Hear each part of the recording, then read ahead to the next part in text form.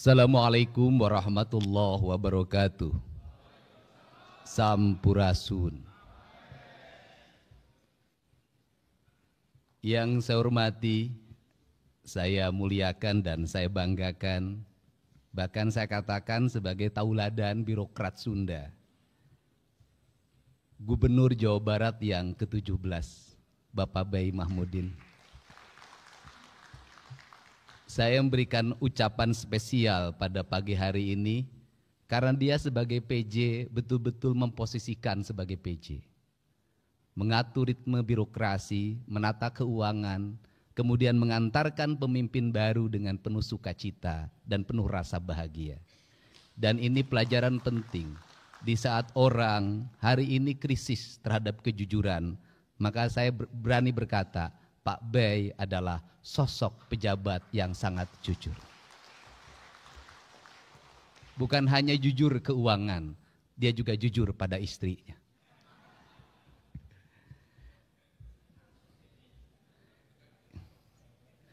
Yang saya hormati Saudara Wakil Gubernur Jawa Barat, yang saya hormati Ketua DPRD Provinsi Jawa Barat, saya lebih menyebutnya dalam keseharian Kang Buki Wibawa.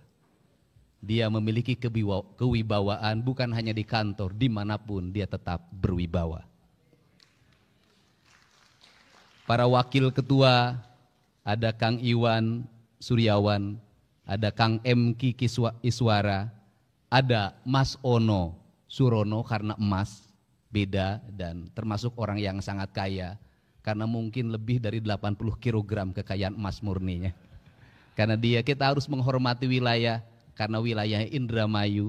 Indramayu itu kebudayaannya, kebudayaan Cirebonan, Jawa dan Sunda. Kemudian ada Kang Acep Jamaludin, kalau ini murni orang Sunda kelihatan.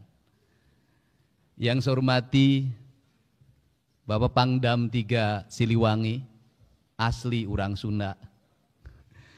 Yang saya hormati Bapak Kapolda Jabar, asli juga orang Tasik. Kemudian yang mewakili Kepala Kejaksaan Tinggi Jawa Barat, kemudian Ketua Pengadilan Tinggi Jawa Barat, kemudian juga yang mewakili Kapolda Metro Jaya, saya ucapkan terima kasih karena wilayah kita termasuk di dalamnya ada Kota Bekasi, Kabupaten Bekasi dan Kota Depok, itu adalah wilayahnya Polda Metro Jaya. Yang saya hormati Sekretaris Daerah dan seluruh perangkat pemerintah daerah Provinsi Jawa Barat. Yang saya banggakan kawan-kawan saya, para ketua komisi, wakil ketua komisi, para anggota komisi, para ketua Banggar, wakil ketua Banggar, para ketua badan musyawarah, wakil ketua badan musyawarah, mudah-mudahan istilahnya belum berubah karena saya pernah menjadi anggota DPRD Kabupaten Purwakarta, ketua komisi E, pernah menjadi wakil ketua komisi 4 DPR RI bareng dengan Pak Ono Surono, dan dulu direncanakan mau satu pasangan, ternyata nasib yang mengatakan berbeda. Tetapi saya tahu Pak Ono masih sangat mencintai saya hari ini. Bisa terbukti dari postingan-postingan di media sosialnya. Saya bicara ijazah, Pak Ono bicara ijazah. Yang mungkin tidak akan pernah diikuti adalah saya cari istri, tidak mungkin Pak Ono cari istri. Para tamu undangan, hadirin yang berbahagia, hari ini juga yang berbahagia bukan hanya Gubernur Jawa Barat, tetapi juga para bupati dan wali kota. Mudah-mudahan hadir di sini. Saya mulai dari ujung selatan, wali kota Banjar kalau ada berdiri. Kemudian Bupati Pangandaran kalau ada berdiri, ada. Kemudian Bupati Ciamis, wali kota Tasik,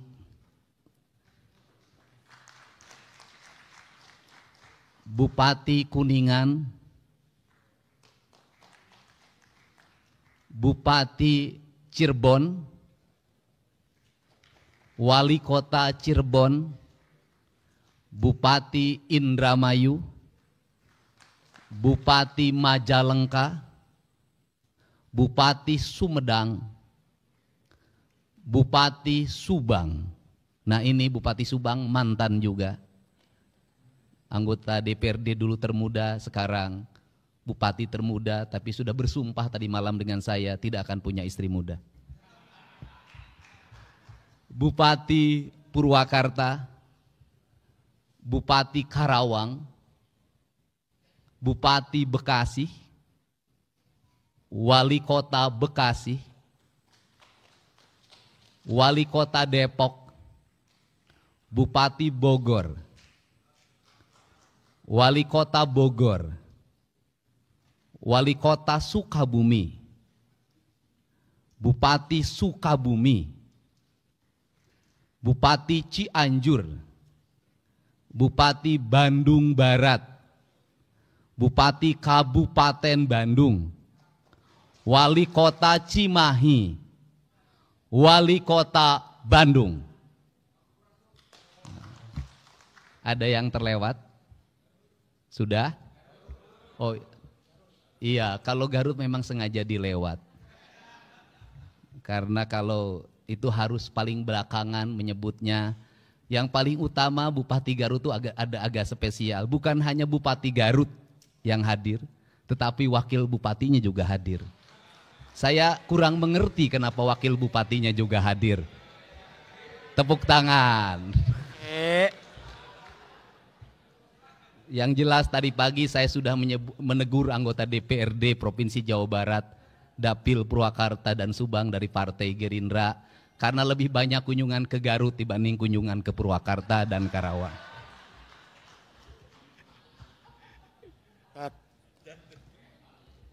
Bapak dan Ibu yang saya hormati, bahwa ritual pemilihan gubernur bukan hanya sekedar seremoni demokrasi yang menghabiskan anggaran triliunan dalam setiap tahun.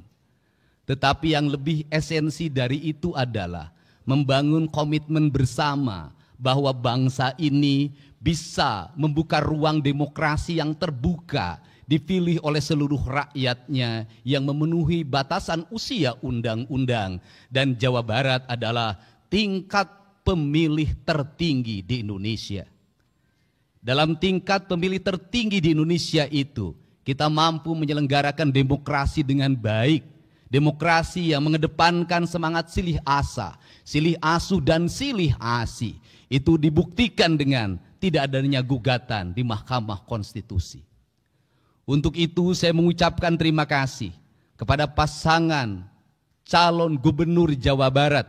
Yang pertama pasangan Kiai Haji Adang, pasangan Pak Ahmad Saihu, dan pasangan Pak JJ. Yang telah membuka ruang demokrasi dengan kebersihan hatinya. Demokrasi bisa berjalan dengan baik dan memberikan ketauladanan bagi kita semua. Dan paling penting adalah demokrasi harus melahirkan kesejahteraan publik. Kesejahteraan publik itu tercantum dalam logonya pemerintah Provinsi Jawa Barat. Gemah Ripah Repeh Rapi. Gemah Ripah Repeh Rapi adalah kemanunggalan prinsip-prinsip dasar kehidupan yang dalam ajaran Sunda ada tujuan utama dalam hidup, yaitu mewujudkan manusia Pancawaluya. Manusia Pancawaluya adalah manusia yang cager, manusia yang bager, manusia yang benar, manusia yang pinter, dan manusia yang singer. Pancawaluya mengajarkan bagaimana pembangunan harus disusun berdasarkan sistematika kerangka dasar sebagai tahapan yang disebut dengan gerbang Pancaniti. Dalam tahapan itu yang pertama adalah manusia cager. Artinya bahwa kesehatan warga adalah fondamen utama dalam kehidupan kita. Maka pembangunan harus mengarah pada upaya membangun kesehatan. Maka kesehatan memiliki dua variabel. Yang pertama adalah pencegahan, yang kedua adalah pengobatan. Kerangka berpikir kita hari ini teracuni oleh kerangka berpikir materialisme, di mana kesehatan selalu dipahami dengan obat-obatan. Kesehatan selalu dipahami dengan alat kesehatan. Kesehatan selalu dipahami dengan rumah sakit.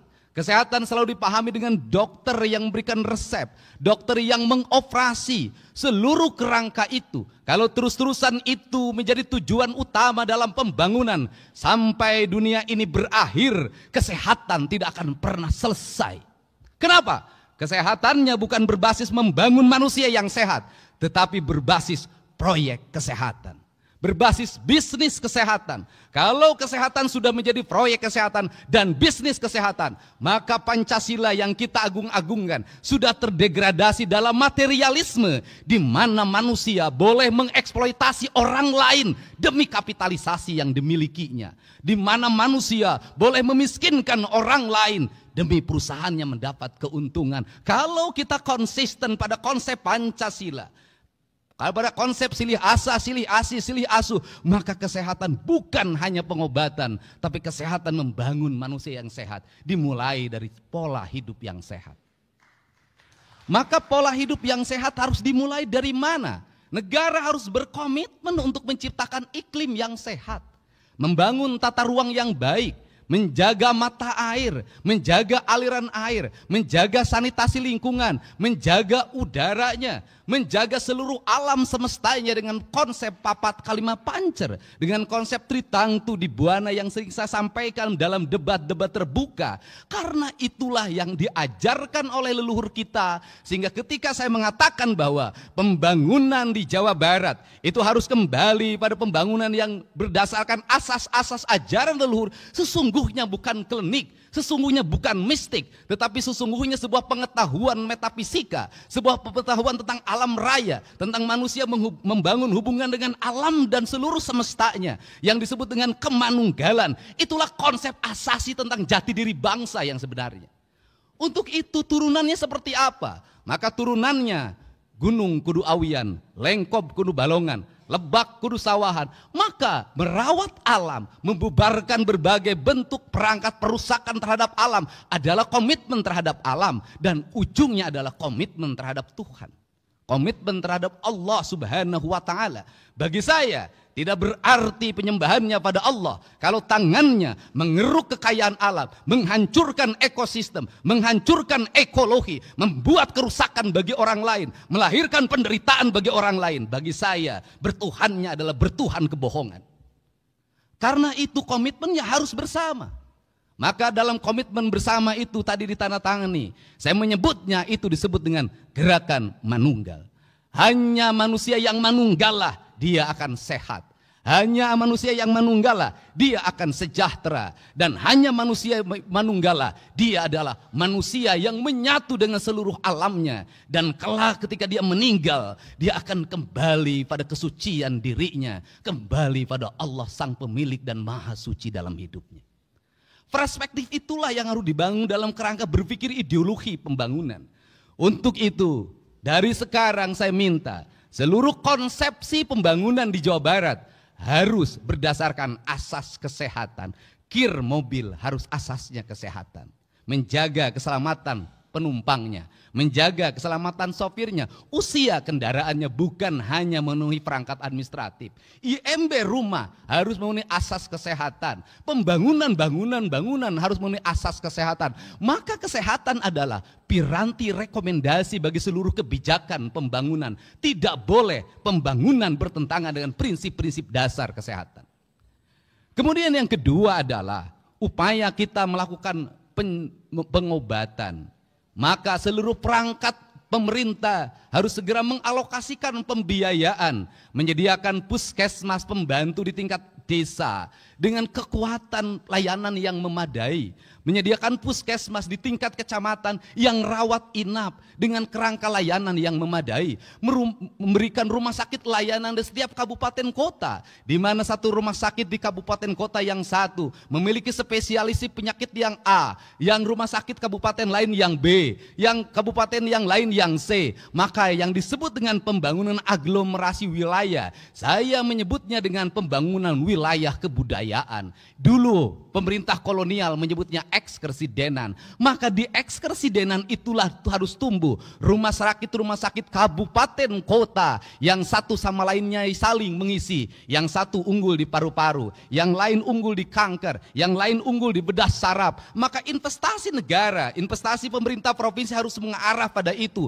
Apa yang menjadi kebutuhan publik? Maka awal yang harus dilakukan adalah membuat audit kesehatan bagi seluruh warga Jabar, sehingga kita tidak salah dalam merencanakan alat kesehatan, tidak salah dalam membeli obat. Untuk apa? Agar sesuai dengan culture-nya. Apa yang terjadi di Jawa Barat hari ini, ketika orang Garut dipatok ular, maka serumnya tidak ada di puskesmas. Untuk itu harus diidentifikasi secara ekologi. Di desa ini ular apa? Kalau mematuk petani, mematuk nelayan, mematuk buruh tani, maka kita harus sudah siap. Maka di desanya sudah ada serum bisa anti ular. Kerangka ini harus dibangun dalam capaian berpikir yang universal. Tetapi tindakan-tindakannya harus bersifat lokal. Kemudian yang berikutnya adalah membuat gerakan. Ketika hari ini dicanangkan gerakan makan bergizi gratis, sesungguhnya itu adalah harapan. Harapannya apa? Harapannya anak-anak kita mendapat asupan gizi yang memadai. Hari ini anak-anak Jawa Barat mengalami problem di makanan. Kenapa? Ibunya sudah tidak memasak di rumahnya. Maka anak-anak jajan di pinggir jalan. Maka anak-anak jajan dimanapun.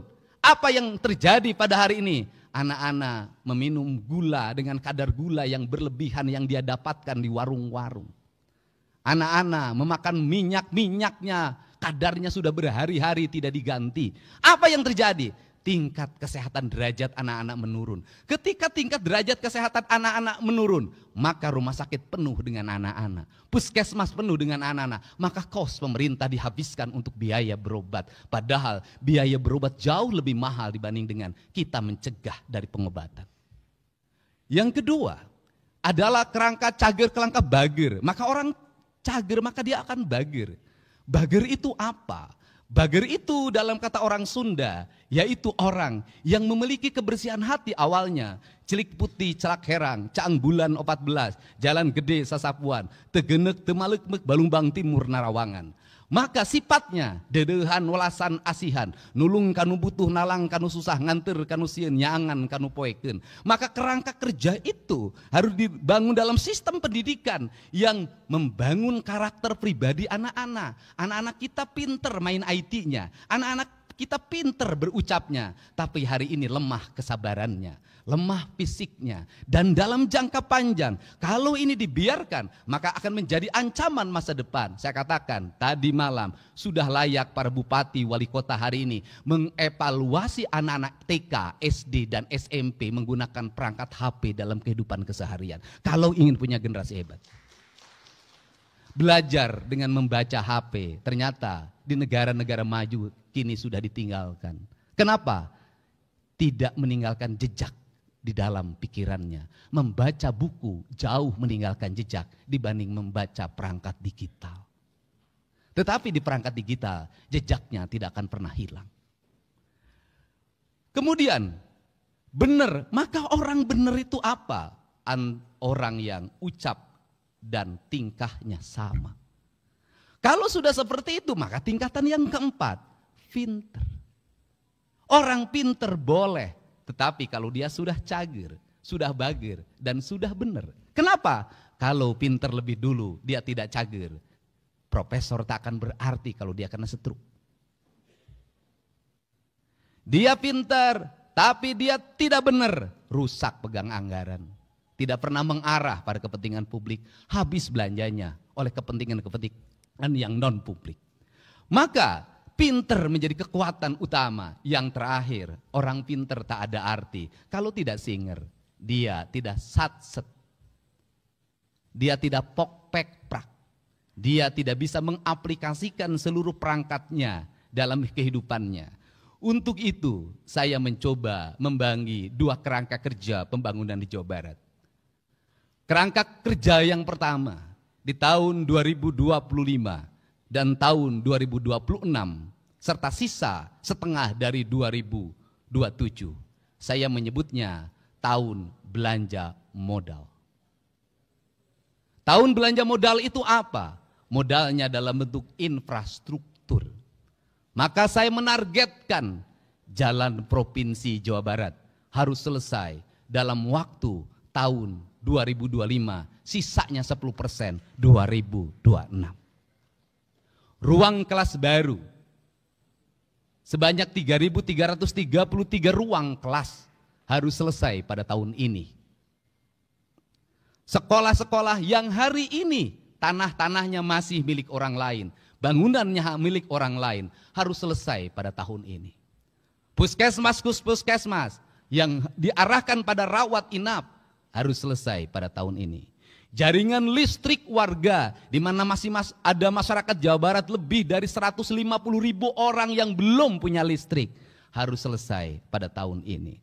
Rumah rakyat miskin setengahnya harus selesai pada tahun ini. Tetapi angkanya tidak boleh 22,5, minimal 40 juta sampai 50 juta kalau ingin merubah nasib orang. Dan tidak lagi kita terkendala oleh sertifikat. Kenapa? Orang miskin tidak akan pernah punya sertifikat.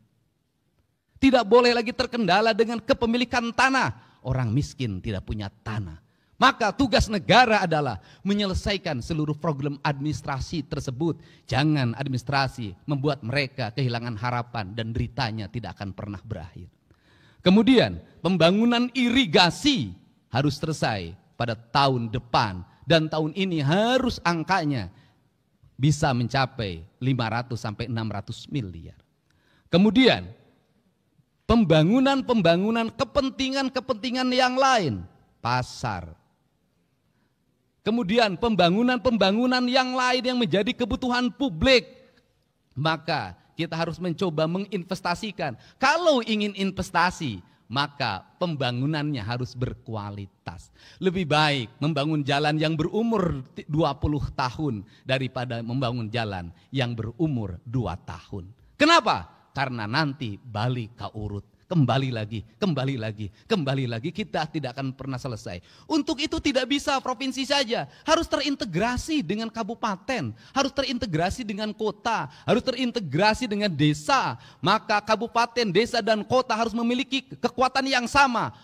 Problematika rakyat kita selesaikan bersama. Anggaran desa harus terarah pada infrastruktur. Anggaran kabupaten kota harus terarah pada infrastruktur. Anggaran provinsi harus terarah pada infrastruktur. Maka seluruhnya menjadi gerakan bersama, gerakan Manunggal Jawa Barat. Karena ini juga akan bisa menyelesaikan, termasuk menyelesaikan problem sampah.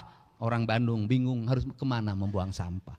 Setiap kabupaten hari ini mengalami kebingungan. Jumlah sampah terus bertambah. Tetapi orang tidak mau dijadikan tempat pembuangan sampah. Maka solusinya bisa solusi pemilahan, bisa solusi PLTS, bisa solusi yang lainnya. Seluruh solusi itu tidak boleh hanya menjadi DED, tidak boleh hanya menjadi kajian, tetapi harus segera menjadi eksekusi kenyataan-kenyataan yang lebih nyata. Maka saya mentargetkan ke depan di setiap kantor gubernur wilayah harus ada minimal 1 pembangkit listrik tenaga sampah.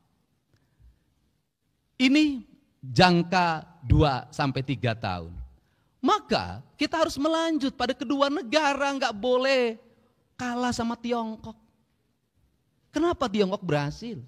BUMN-nya berhasil membangun infrastruktur.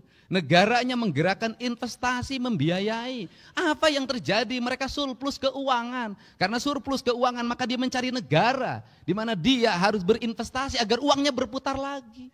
Provinsi Jawa Barat tidak boleh terus-terusan dalam setiap tahun membuang uang seolah-olah uang itu tiap tahun ada dan tugasnya menyerap. Menyerap bukan hanya angka yang diserap, bukan itu. Output, outcome, benefit yang harus dirasakan oleh publik. Gak boleh begitu lagi. Karena itu di 2026, 2027, 2028, 2029 kalau infrastruktur sudah selesai. Kalau kewajiban-kewajiban pemerintah provinsi sudah selesai, uangnya memiliki kecukupan, maka kita harus mulai berinvestasi Investasinya tidak boleh lagi dalam BUMD, yang kemudian BUMD itu menahan dividennya dan dikatakan rugi terus dalam setiap tahun. Saya tidak mau menjadikan badan usaha milik daerah menjadi tempat menyimpannya tim sukses. Tidak akan ada di pemerintahan saya. Kenapa? Kalau negeri ini dibagi pada tim sukses, maka negeri ini tidak akan pernah berakhir. Tahun ini, tahun depan lagi ini, kapan kita ini? Dan negeri menjadi negeri balas dendam. Tetapi BUMD saya akan lakukan apa? Audit investigatif. Agar apa? Agar bisa ditemukan bekerjanya baik, kredibel, punya untung atau buntung terus. Kalau buntung terus, ngapain? Gaji pengangguran, ngabisin duit APBD, tutup. Kita arahkan apa? Investasi pada BPR-BPR yang sehat di kabupaten, kota, dan kecamatan yang sehat. Agar apa? Agar uang provinsi bisa diserap oleh masyarakat yang jujur. Kita tingkatkan lagi investasi di Bank Jabar walaupun sudah terbuka. Dan Bank Jabar harus mengalami efisiensi. Efisiensi apa? Struktur jabatannya jangan terlalu banyak. Jumlahnya disedikitkan. Untuk apa? Karena Bank Jabar itu nggak usah pakai struktur banyak juga sudah untung.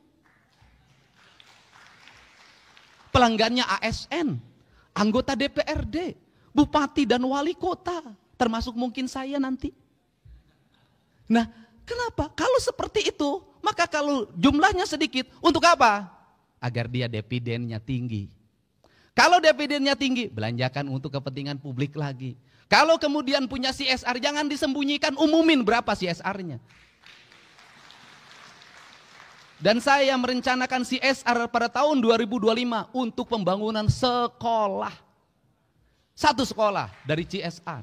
Kalau seperti itu nanti anak-anak kita bisa bersekolah. Tidak ribut lagi. Tidak mengalami lagi anak Jawa Barat 350.000 ijazahnya belum ditebus. Negara sudah merdeka, ijazah belum ada di tangan. Ini adalah kerangka. Kalau kerangka ini sudah dibangun, maka pada periode ke depan kita menjadi provinsi yang memiliki kecukupan fiskal. Kalau sudah punya kecukupan fiskal, kalau provinsinya misalnya nanti ada BUMD yang profesional, bisa dikelola dengan baik, bisa jadi dia bangun jalan di provinsi lain. Bisa jadi dia bikin stasiun kereta api di posisi lain. Bisa jadi dia bangun apa di provinsi lain. Kenapa? Duitnya menyebar ke tempat lain. Kita punya kecukupan. Dari kecukupan itu apa yang akan terserap? Orang Jawa Barat nanti kerja di Kalimantan, membawa investasi provinsinya. Orang Jawa Barat kerja di Sumatera, membawa investasi provinsinya. Penduduk bukan terbalik, orang lain yang kerja di Jawa Barat. Karena kekurangan tenaga profesional. Untuk itu beasiswa pendidikan hari ini adalah beasiswa pendidikan investasi. Diarahkan untuk siapa? Anak-anak Jawa Barat yang memiliki kualifikasi kecerdasan tingkat tinggi. Agar dia menjadi penggerak ekonomi. Agar melahirkan engineer-engineer baru yang bisa menggerakkan mesin produksi di seluruh industri. Ini akan dibangun. Tetapi mesin produksi, industri, investasi harus dilindungi oleh siapa? Oleh negara. Oleh siapa? TNI, Polri, Kejaksaan, dan peradilan pada akhirnya. Untuk apa? Agar mereka tidak ngeluh-ngeluh. Pengusaha ini sudah capek dan lelah. Dia harus bayar pajak. Kadang-kadang dipajakin.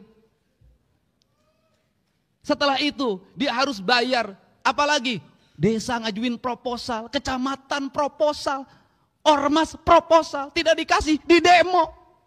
Padahal mereka sudah bayar pajak, sudah menyerap tenaga kerja. Kita harus membuat mereka menjadi nyaman. Kalau tidak ada investasi, rakyat Jabar mau kerja di mana? Yang tukang nasi goreng nggak akan laku. Untuk itu maka saya berani mengalokasikan pembiayaan dari provinsi untuk apa? Membangun ketenangan dan ketertiban di masyarakat Jawa Barat. Harga ketenangan ketertiban itu mahal. Betapa kita tidak bersedih tukang jagung dari kota Tasik. Digebuk jam 3 subuh pakai gear yang patah tangannya. Dari patah dia 2 yang dia alami. 1 tidak punya untuk berobat ke rumah sakit. Karena BPJS-nya tidak bisa memberikan pelindungan bagi korban kekerasan atau korban pidana. Yang kedua, kehilangan mata pencaharian selama 6 bulan ke depan karena tangannya patah. Rakyat negara harus hadir, tidak boleh lagi terjadi seperti ini. Dan saya, pemerintah Provinsi Jawa Barat, bersedia mengeluarkan uang berapapun demi ketenangan rakyat Jawa Barat. Ini yang dibuat. Kerangka dasar inilah yang harus dibuat ke depan.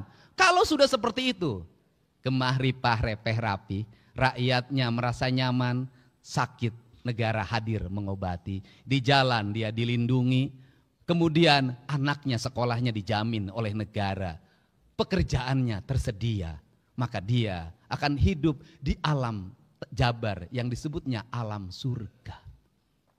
Maka klaim kita sebagai provinsi religius bukan hanya religius ritualitas, tetapi secara substantif religius membangun ketenangan, kenyamanan bagi seluruh warganya.